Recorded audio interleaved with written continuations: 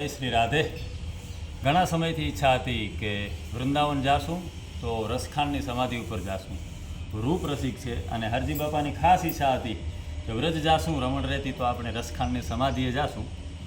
એવો રૂપ રસિક માણસ હતો, એવો કવિ હતો આ ભારતનો, બાદશાહના નવરત્નોમાંથી એક હતો. અને આજે મારો જન્મદિવસ છે અને એ જ દિવસે આ રૂપ રસિકના અમને અહીંયા સમાધિના દર્શન થયા. આણે જ કીધું છે કે इस काग के भाग को क्या कहिए, हरी हाथ से ले गयो माखन रोटी, તાહી અહિર કી છોહરિયા છછિયા ભરી છાછ પે નાચ નચાવે. કેટલા બધા એના પદો છે અને આખી દુનિયા અત્યારે આના પદો ગાય છે. અને ગજબ કૃષ્ણનો પ્રેમી હતો. અમારા સૌભાગ્ય છે, ઠાકોરજીના તો દર્શન થાય છે, એ તો અતિ સૌભાગ્ય છે.